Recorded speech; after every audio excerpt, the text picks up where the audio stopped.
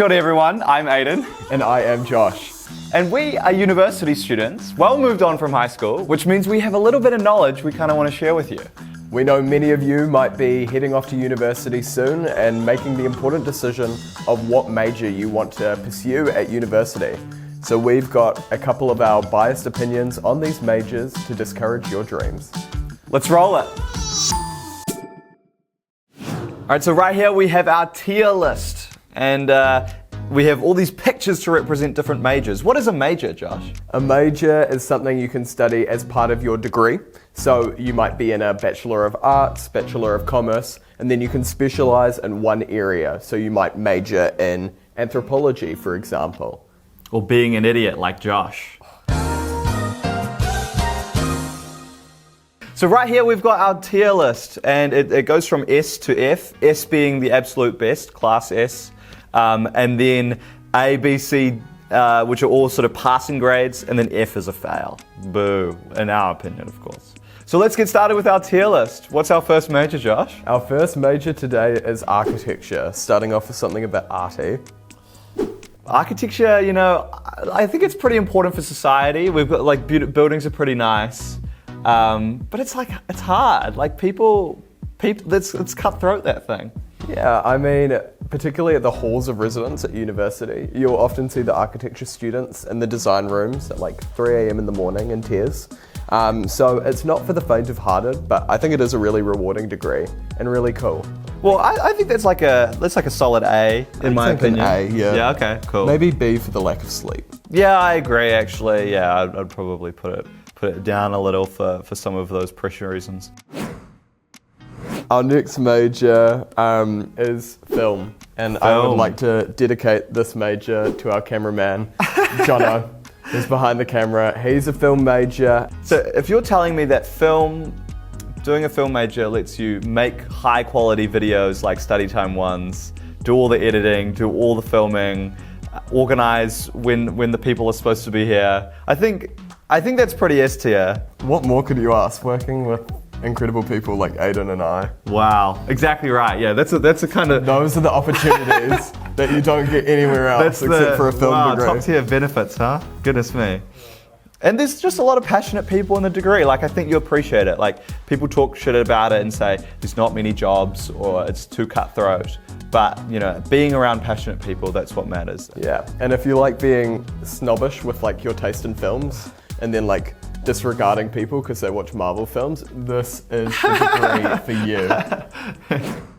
Our next one is Health Sci. Health Sci. Now this is a popular degree, but also another one of those hard degrees that might break your heart. The hardest. Yeah. The hardest one. I have a lot of respect for people who go into med. And I think it kind of, it's difficult. It kind of breaks them. Yeah, I think getting through to med is such an awesome achievement. And also just giving med your best shot is an awesome achievement because that course is hard. Yeah, I think like it's a good thing for society, and I'm happy that there are lots of doctors, but it's hard. I'm happy other people are pursuing that degree, and I am not. Yeah. Because that would be stressful. Yep. Give it your best shot. Yeah, if that's your dream, then go ahead. I will respect you. Maybe. That is communications. Oh, communications. But communications is a degree where, believe it or not, you learn to communicate really well. Wow. Is anyone particularly famous or interesting that has a communications degree? I'm really glad you asked this, Aidan, because in fact, Jacinda Ardern, the Prime Minister of New Zealand, famously got a communications degree. Wow, that's awesome. I've got a lot of friends who are doing communications majors and they really love it. And sometimes I'll just walk on them and they're like doing some sort of like voiceover presentation. They're making these like really cool presentations and that seems fun. I reckon that could be very exciting. So where do you think it in your ranking? I'm thinking I'm tossing up between B and an A. I think a B, it's not quite as like valuable to society in my opinion as like med or comp sci. All right, chemistry. I think this is a really interesting part of rating chemistry today, because I was thinking of dropping out of my chemistry course this morning, because it was just so hard in the workshop today. It is very difficult. I don't know how the med people do it in such a short amount of time, but I was finding it very unintuitive and annoying and hard. Look, I dropped STEM subjects as soon as I had the opportunity, so I really can't speak much about it. But I mean, I did chemistry all throughout high school, and it was my favourite science, but I cannot talk to it about it in university. I thought I stopped chem at high school, but when I picked up biology at university, I had to do it. Or I wanted to do it. And it's fun, it's good, but it's really hard. And I think for that, it goes in the C tier. C for chemistry. It is pretty interesting though, and there are some really interesting projects going on in chemistry. Politics and international relations is that our next one? major. Let's go. Vanilla Wellington Vic student. Nothing special. Sorry, what's your major? I'm an international relations major. Goodness me. Do you want to be a diplomat? Is that your dream? I mean, if they want to send me over to France to eat croissants with Emmanuel Macron. This is the problem with IR majors. They want to take your hard-earned taxpayers' money, and they're going to spend it going on this overseas holiday where they just socialize with like rich aristocrats there. It's the most disgusting, like pointless thing.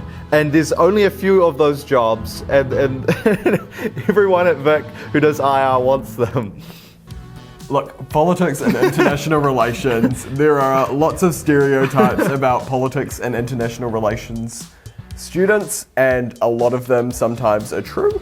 For like a lot of the class, they're very politically driven. They have lots and lots of opinions, which is great, but definitely very intense, very future-driven and ambitious. So many different opinions. I mean, they're the first to put their hands up in the lecture theatre. But, I mean, the subject content can be really interesting, particularly I find with international relations.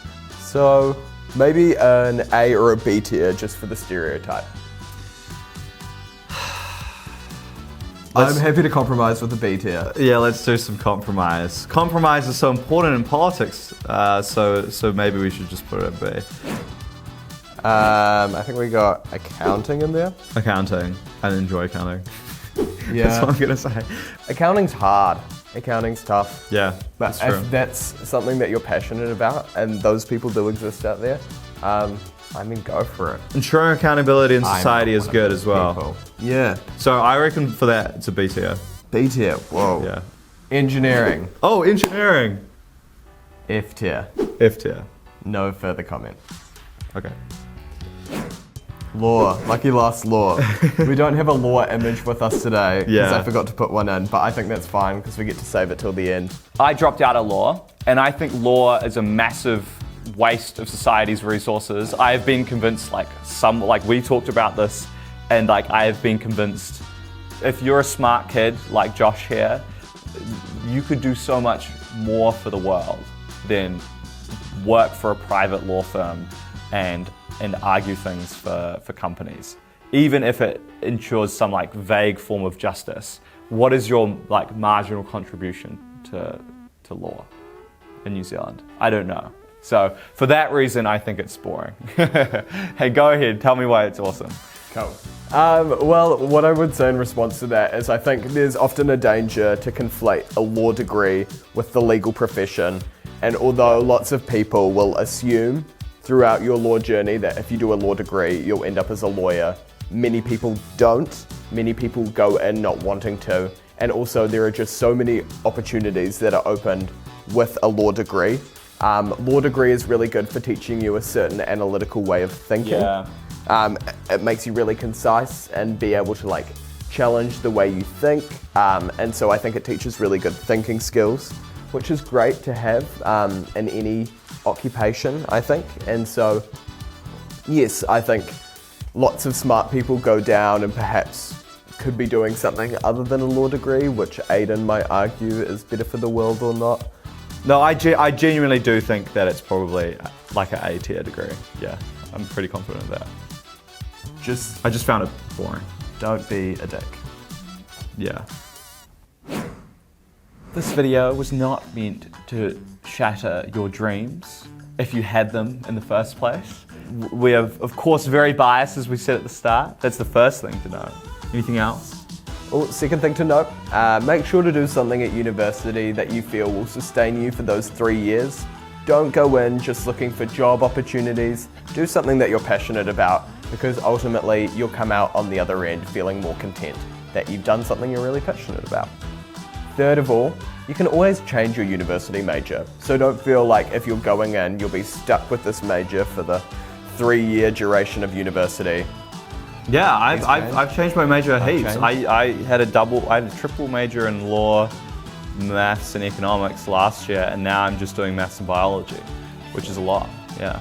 And fourth of all, we've been StudyTime. Thanks for tuning in. Have a good day.